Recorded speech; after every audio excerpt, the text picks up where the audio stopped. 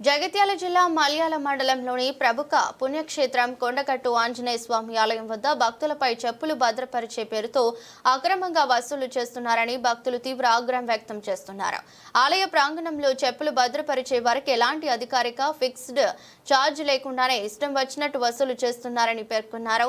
ఆలయ ప్రాంగణ పవిత్రతను కాపాడటానికి భక్తుల ఇబ్బందులను నివారించేందుకు సంబంధిత విభాగాలు కఠిన చర్యలు తీసుకోవాలని కోరుతున్నారు.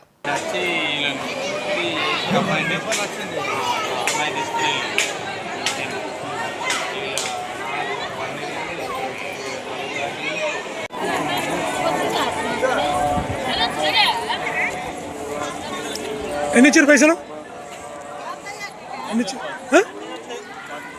ఎంత? ఎన్ని చెప్పు చేతలు? ఎంత తీసుకున్నారమ్మా? ఎంత తీసుకున్నారు?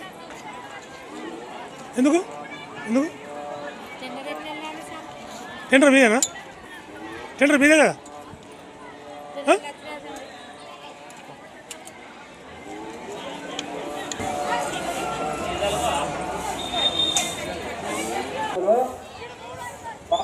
పక్కన జూలైలో వెళ్ళగలరు. ప్రత్యేక జూలైలో వెళ్ళాలనుకునే భక్తులు రాజగోపురం పక్కన ఉన్న జూలైలో వెళ్ళగలరు. ఇప్పుడు టికెట్ వేళ ఒకరికి 50 రూపాయలు భక్తులు మీకు టోకన్ ఇచ్చిరా? 100 రూపాయల టికెట్ తీసుకొని వెళ్ళగలరు. కేశగంధనం టికెట్లు కేశగంధనం స్థలం వద్దనే ఇవ్వబడును. అర్చన టికెట్లు అంతరాలయం టికెట్లు దేవాలయం లోపలనే ఇవ్వబడును. ఈ విషయాన్ని భక్తులు గమనించగలరు.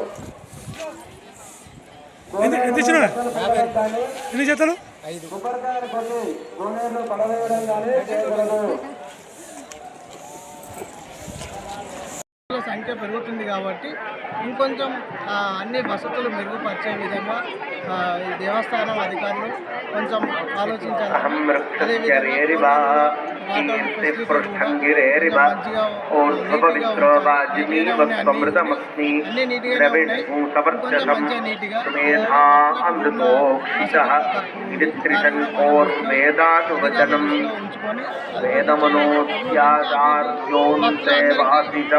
అదేవిధంగా అభివృద్ధి చేయాలని.